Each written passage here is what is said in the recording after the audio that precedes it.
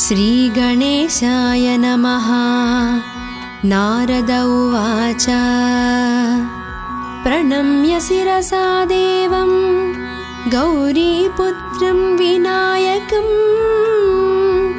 भक्तावासं स्मरेन्नित्य आयुः कामार्थसाधये। प्रथमं वक्रतुण्डं च एकदन्तं द्वितीयकं तृतीयं कृष्णपिङ्गाक्षं गजवक्त्रं चतुर्धकं लम्बोदरं पञ्चमं च षष्ठं विकटमेव च सप्तमं विघ्नराजेन्द्रं च धूम्रवर्णं तथाष्टमं नवमं भालचन्द्रं च दशमं तु विनायकम् एकदंसं गणपतिं द्वादशं तु गजाननं द्वादशैतानि नामानि त्रिसन्ध्यं यः पठेन्नरः न च विघ्नभयं तस्य सर्वसिद्धिकरं प्रभो। विद्यार्थी लभते विद्यां धानार्थी लभते धनं पुत्रार्थी लभते पुत्रार्मोक्षार्थी लभते गतिं। जपेत् गणपतिस्तोत्रं षड्भिर्मासैः फलं लभेत् संवत्सरेण सिद्धिं च लभते नात्र संशयः। अष्टभ्यो ब्राह्मणेभ्यश्च लिखित्वा यः समर्पयेत् तस्य विद्या भवेत् सर्वा गणेशस्य प्रसादतः। श्रीगणेशाय नमः। नारद उवाच प्रणम्य शिरसा देवं गौरीपुत्रं विनायकं भक्तावासं स्मरेन्नित्य आयुः कामार्थसाधये। प्रथमं वक्रतुण्डं च एकदन्तं द्वितीयकं तृतीयं कृष्णपिङ्गाक्षं गजवक्त्रं चतुर्धकं लम्बोदरं पञ्चमं च षष्ठं विकटमेव च सप्तमं विघ्नराजेन्द्रं च धूम्रवर्णं तथाष्टमं नवमं भालचन्द्रं च दशमं तु विनायकम् एकदंसं गणपतिं द्वादशं तु गजाननं द्वादशैतानि नामानि त्रिसन्ध्यं यः पठेन्नरः न च विघ्नभयं तस्य सर्वसिद्धिकरं प्रभो। विद्यार्थी लभते विद्यां धानार्थी लभते धनं पुत्रार्थी लभते पुत्रार्मोक्षार्थी लभते गतिं। जपेत् गणपतिस्तोत्रं षड्भिर्मासैः फलं लभेत् संवत्सरेण सिद्धिं च लभते नात्र संशयः।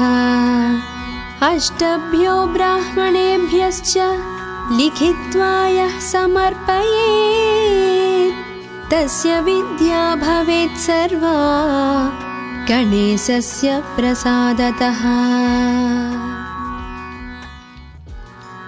श्रीगणेशाय नमः। नारद उवाच प्रणम्य शिरसा देवं गौरीपुत्रं विनायकं भक्तावासं स्मरेन्नित्य आयुः कामार्थसाधये। प्रथमं वक्रतुण्डं च एकदन्तं द्वितीयकं तृतीयं कृष्णपिङ्गाक्षं गजवक्त्रं चतुर्धकं लम्बोदरं पञ्चमं च षष्ठं विकटमेव च सप्तमं विघ्नराजेन्द्रं च धूम्रवर्णं तथाष्टमं नवमं फालचन्द्रं च दशमं तु विनायकम् एकदंसं गणपतिं द्वादशं तु गजाननं द्वादशैतानि नामानि त्रिसन्ध्यं यः पठेन्नरः न च विघ्नभयं तस्य सर्वसिद्धिकरं प्रभो विद्यार्थी लभते विद्यां दानार्थी लभते धनम् पुत्रार्थी लभते पुत्रार्मोक्षार्थी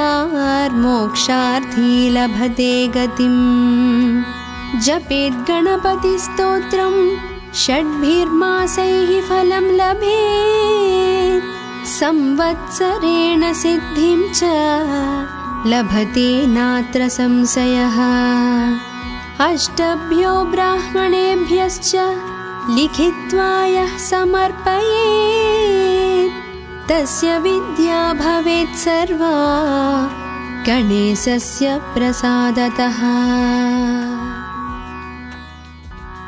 श्रीगणेशाय नमः। नारद उवाच प्रणम्य शिरसा देवं गौरीपुत्रं विनायकं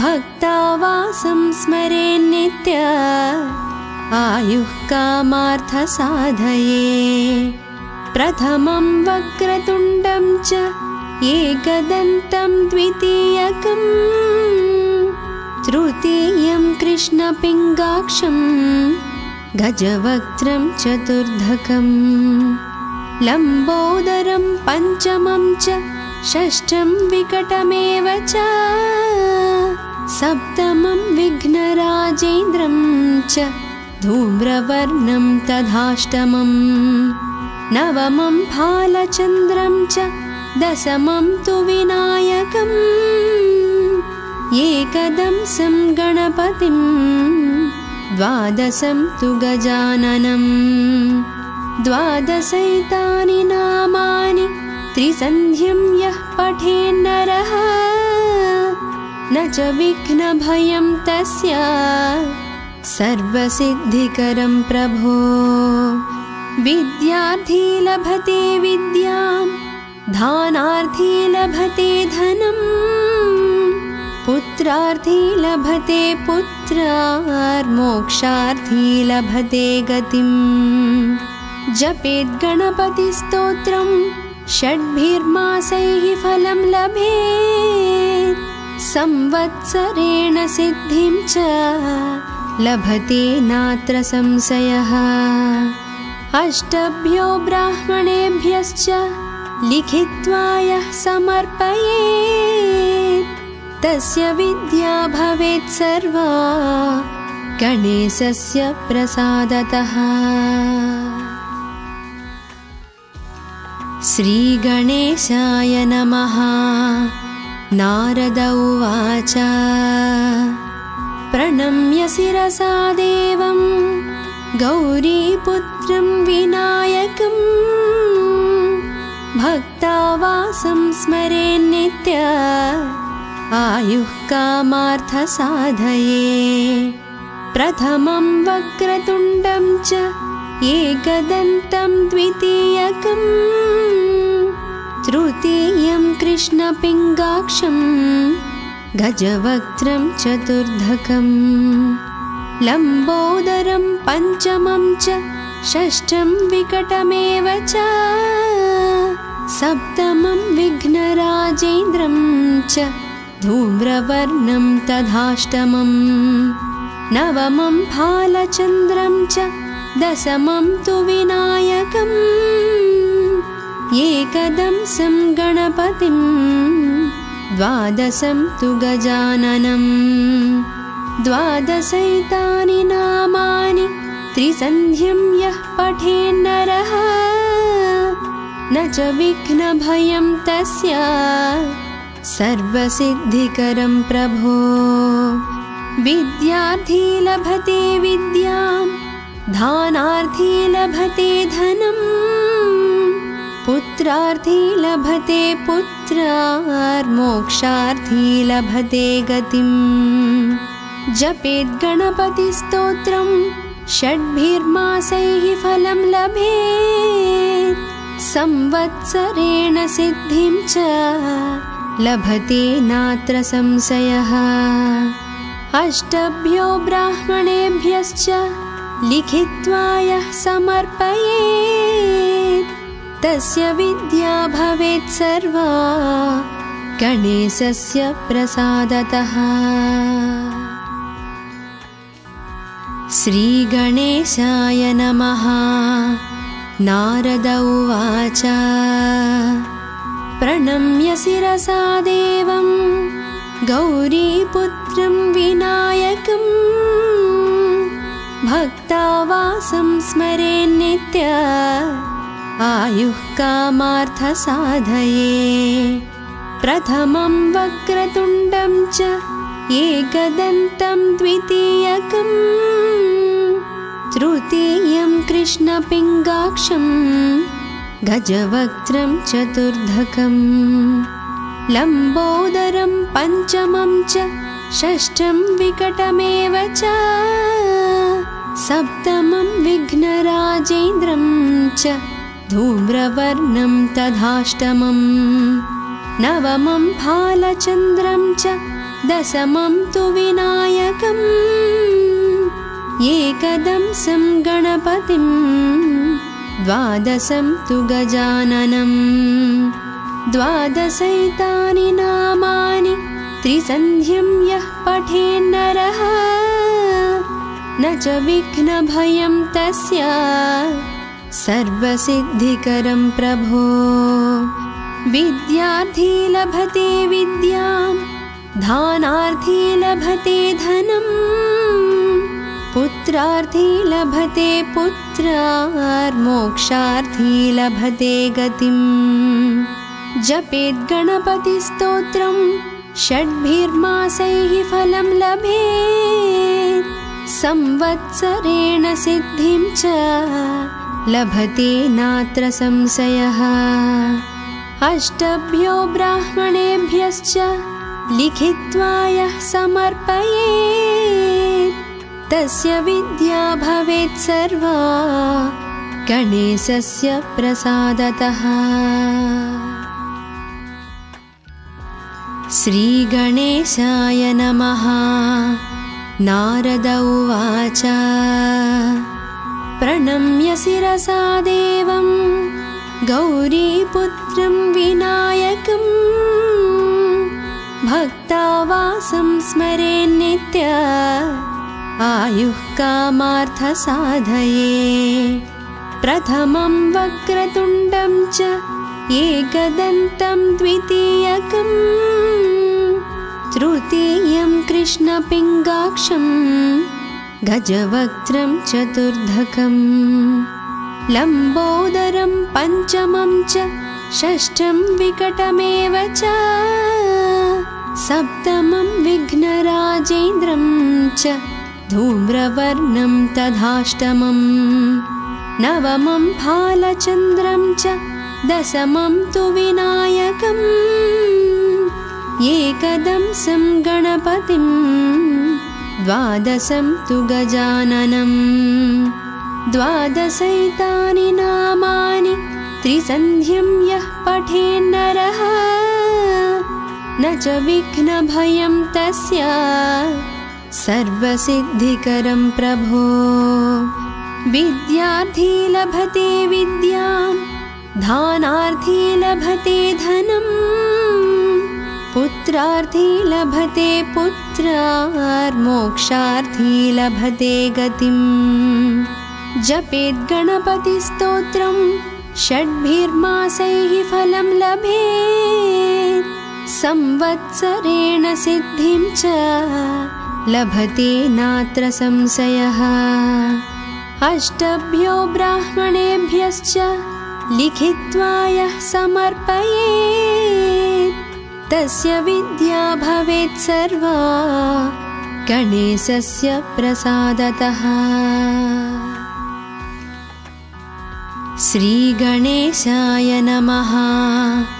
नारद उवाच प्रणम्य शिरसा देवं गौरीपुत्रं विनायकं भक्तावासं स्मरेन्नित्य आयुः कामार्थसाधये।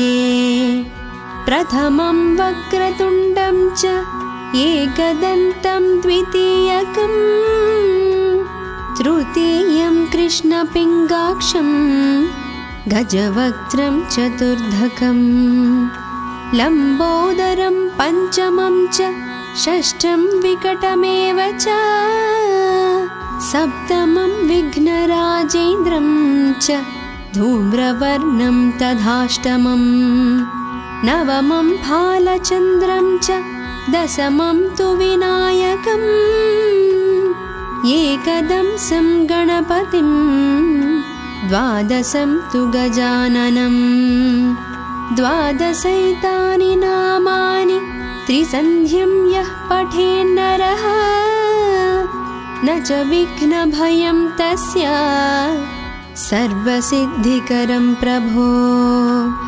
विद्यार्थी लभते विद्यां धानार्थी लभते धनं पुत्रार्थी लभते पुत्रार्मोक्षार्थी लभते गतिं। जपेत् गणपतिस्तोत्रं षड्भिर्मासैः फलं लभेत् संवत्सरेण सिद्धिं च लभते नात्र संशयः। अष्टभ्यो ब्राह्मणेभ्यश्च लिखित्वा यः समर्पयेत् तस्य विद्या भवेत् सर्वा गणेशस्य प्रसादतः। श्रीगणेशाय नमः।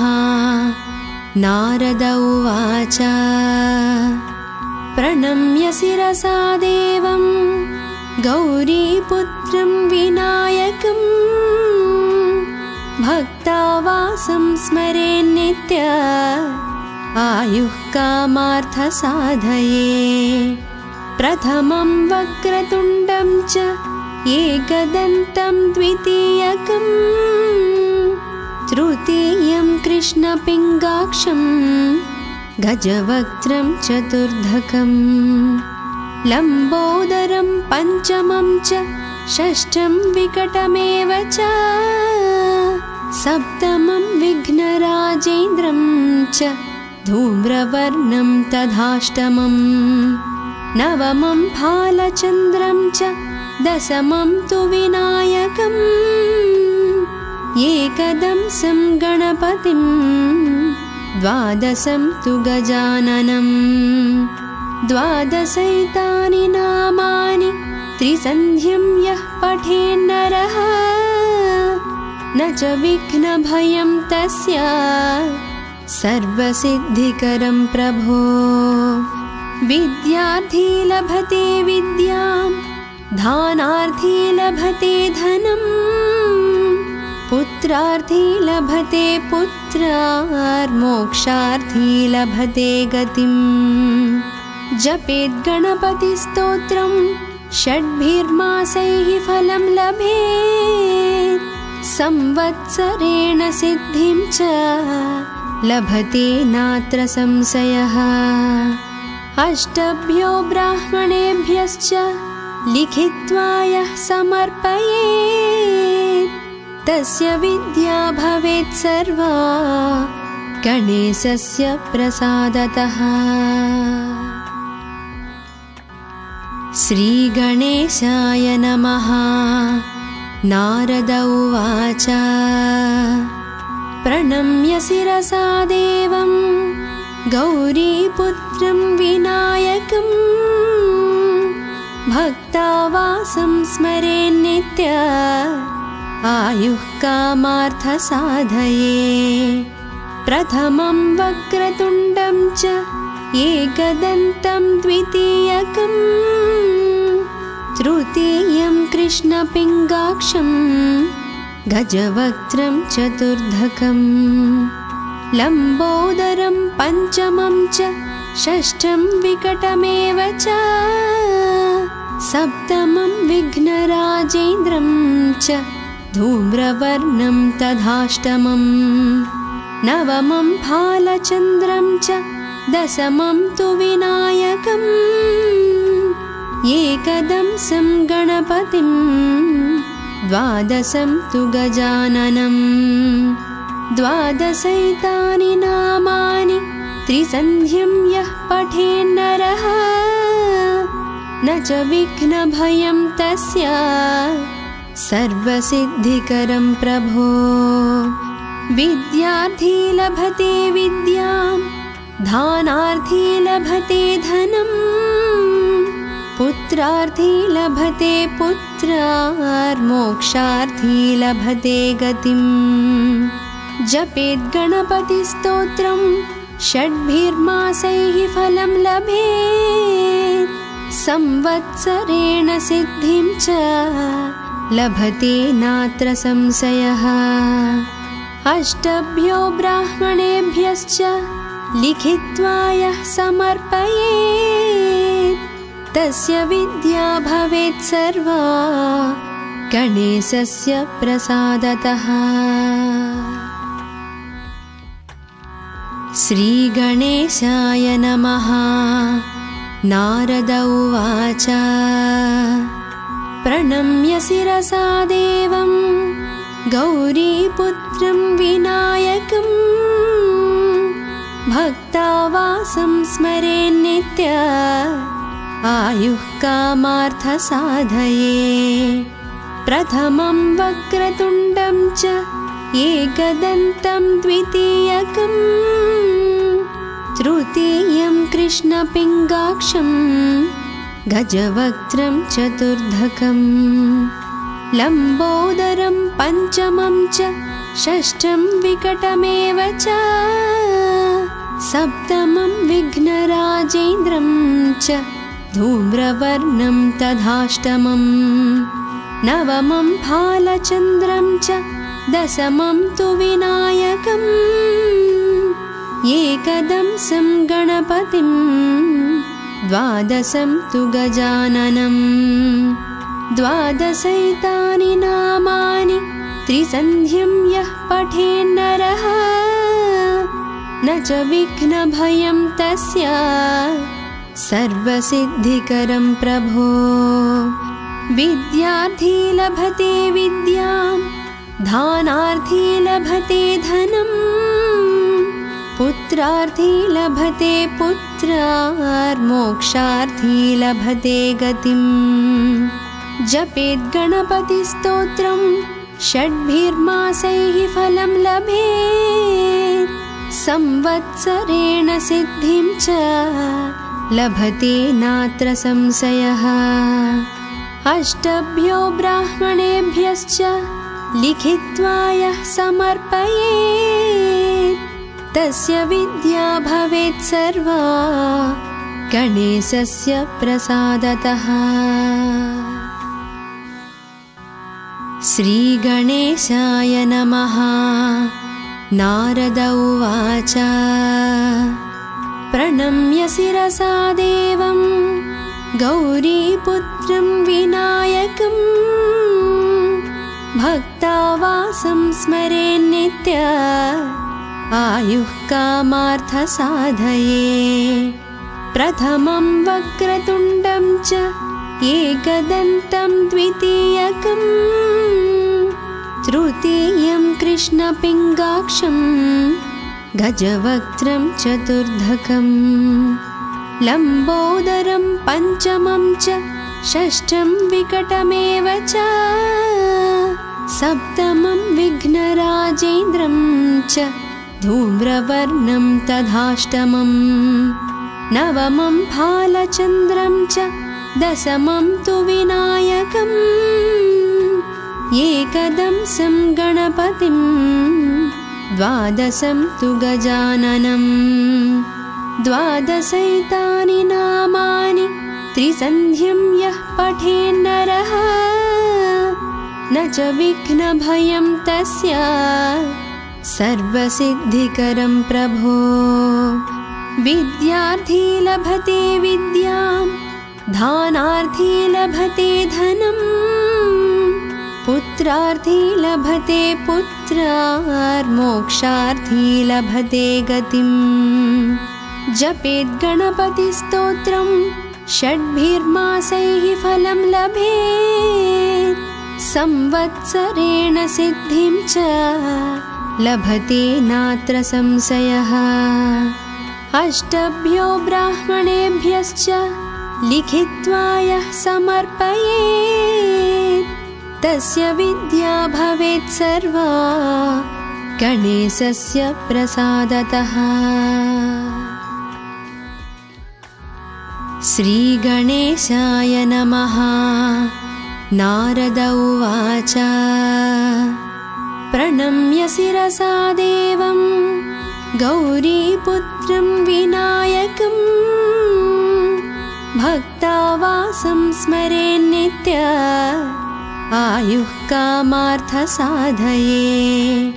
प्रथमं वक्रतुण्डं च एकदन्तं द्वितीयकं, तृतीयं कृष्णपिङ्गाक्षं गजवक्त्रं चतुर्धकं, लम्बोदरं पञ्चमं च षष्ठं विकटमेव च, सप्तमं विघ्नराजेन्द्रं च धूम्रवर्णं तथाष्टमं, नवमं भालचन्द्रं च दशमं तु विनायकम्, एकदंसं गणपतिं द्वादशं तु गजाननं।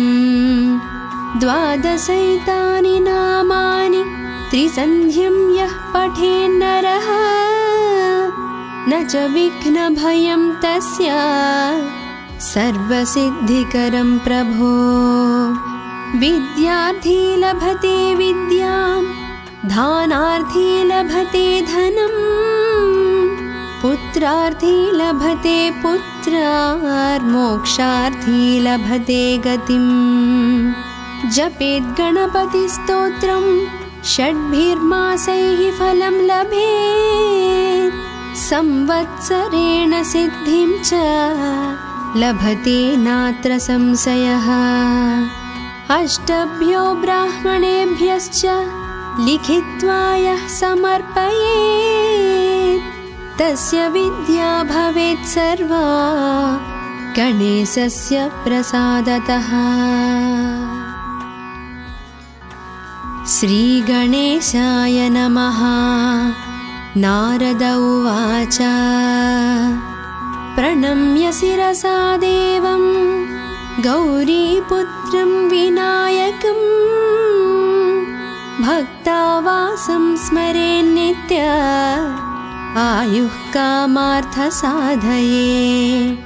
प्रथमं वक्रतुण्डं च एकदन्तं द्वितीयकं, तृतीयं कृष्णपिङ्गाक्षं गजवक्त्रं चतुर्धकं, लम्बोदरं पञ्चमं च षष्ठं विकटमेव च, सप्तमं विघ्नराजेन्द्रं च धूम्रवर्णं तथाष्टमं, नवमं भालचन्द्रं च दशमं तु विनायकम्, एकदंसं गणपतिं द्वादशं तु गजाननं। द्वादशैतानि नामानि त्रिसन्ध्यं यः पठेन्नरः, न च विघ्नभयं तस्य सर्वसिद्धिकरं प्रभो। विद्यार्थी लभते विद्यां, दानार्थी लभते धनं, पुत्रार्थी लभते पुत्रार्मोक्षार्थी लभते गतिम्। जपेत् गणपतिस्तोत्रं षड्भिर्मासैः फलं लभेत्, संवत्सरेण सिद्धिं च लभते नात्र संशयः। अष्टभ्यो ब्राह्मणेभ्यश्च लिखित्वा यः समर्पयेत् तस्य विद्या भवेत् सर्वा गणेशस्य प्रसादतः। श्रीगणेशाय नमः। नारद उवाच प्रणम्य शिरसा देवं गौरीपुत्रं विनायकं भक्तावासं स्मरेन्नित्य आयुः कामार्थसाधये। प्रथमं वक्रतुण्डं च एकदन्तं द्वितीयकं तृतीयं कृष्णपिङ्गाक्षं गजवक्त्रं चतुर्धकं लम्बोदरं पञ्चमं च षष्ठं विकटमेव च सप्तमं विघ्नराजेन्द्रं च धूम्रवर्णं तथाष्टमं नवमं भालचन्द्रं च दशमं तु विनायकम् एकदंसं गणपतिं द्वादशं तु गजाननं द्वादशैतानि नामानि त्रिसन्ध्यं यः पठेन्नरः न च विघ्नभयं तस्य सर्वसिद्धिकरं प्रभो। विद्यार्थी लभते विद्यां दानार्थी लभते धनं पुत्रार्थी लभते पुत्रार्मोक्षार्थी लभते गतिं। जपेत् गणपतिस्तोत्रं षड्भिर्मासैः फलं लभेत् संवत्सरेण सिद्धिं च लभते नात्र संशयः। अष्टभ्यो ब्राह्मणेभ्यश्च लिखित्वा यः समर्पयेत् तस्य विद्या भवेत् सर्वा गणेशस्य प्रसादतः। श्रीगणेशाय नमः। नारद उवाच प्रणम्य शिरसा देवं गौरीपुत्रं विनायकं भक्तावासं स्मरेन्नित्य आयुः कामार्थसाधये। प्रथमं वक्रतुण्डं च एकदन्तं द्वितीयकं तृतीयं कृष्णपिङ्गाक्षं गजवक्त्रं चतुर्धकं लम्बोदरं पञ्चमं च षष्ठं विकटमेव च सप्तमं विघ्नराजेन्द्रं च धूम्रवर्णं तथाष्टमं नवमं भालचन्द्रं च दशमं तु विनायकम् एकदंसं गणपतिं द्वादशं तु गजाननं द्वादशैतानि नामानि त्रिसन्ध्यं यः पठेन्नरः न च विघ्नभयं तस्य सर्वसिद्धिकरं प्रभो। विद्यार्थी लभते विद्यां दानार्थी लभते धनं पुत्रार्थी लभते पुत्रार्मोक्षार्थी लभते गतिं। जपेत् गणपतिस्तोत्रं षड्भिर्मासैः फलं लभेत् संवत्सरेण सिद्धिं च लभते नात्र संशयः।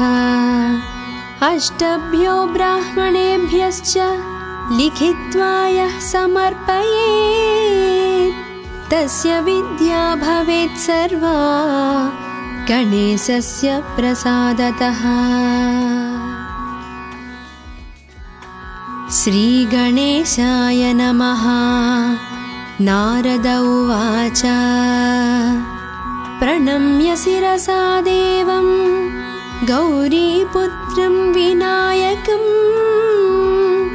भक्तावासं स्मरेन्नित्य आयुः कामार्थसाधये।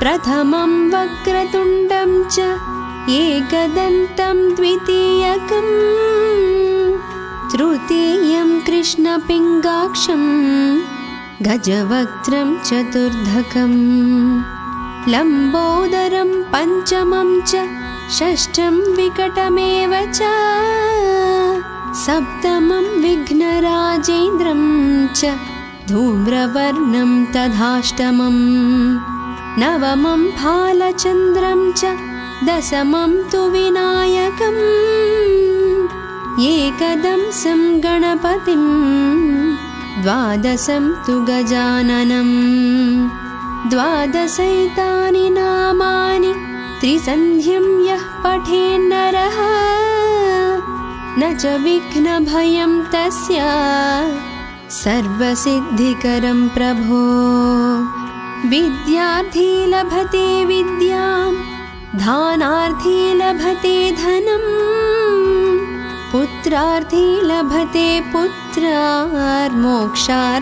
लभते गतिं जपेत् गणपतिस्तोत्रं षड्भिर्मासैः फलं लभेत् संवत्सरेण सिद्धिं च लभते नात्र संशयः अष्टभ्यो ब्राह्मणेभ्यश्च लिखित्वा यः समर्पयेत् तस्य विद्या भवेत् सर्वा गणेशस्य प्रसादतः। श्रीगणेशाय नमः। नारद उवाच प्रणम्य शिरसा देवं गौरीपुत्रं विनायकं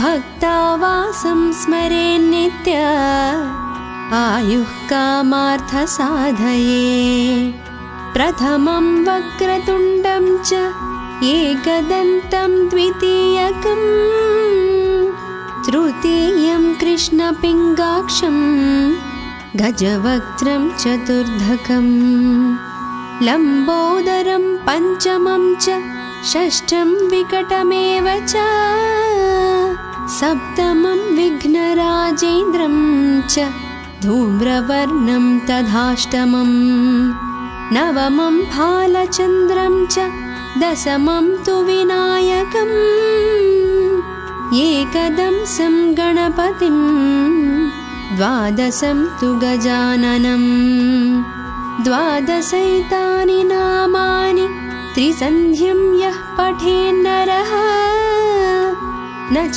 विघ्नभयं तस्य सर्वसिद्धिकरं प्रभो विद्यार्थी लभते विद्यां धानार्थी लभते धनं पुत्रार्थी लभते पुत्रार्मोक्षार्थी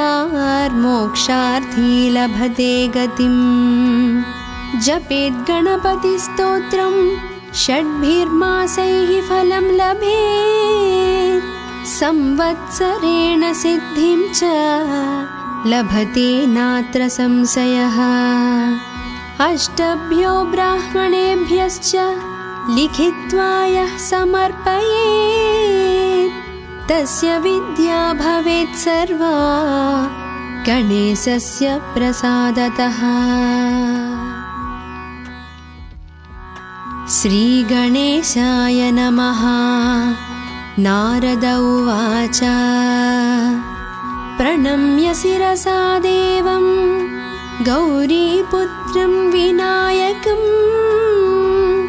भक्तावासं स्मरेन्नित्य आयुः कामार्थसाधये प्रथमं वक्रतुण्डं च एकदन्तं द्वितीयकं तृतीयं कृष्णपिङ्गाक्षं गजवक्त्रं चतुर्धकं लम्बोदरं पञ्चमं च षष्ठं विकटमेव च सप्तमं विघ्नराजेन्द्रं च धूम्रवर्णं तथाष्टमं नवमं फालचन्द्रं च दशमं तु विनायकम् एकदंसं गणपतिं द्वादशं तु गजाननं द्वादशैतानि नामानि त्रिसन्ध्यं यः पठेन्नरः न च विघ्नभयं तस्य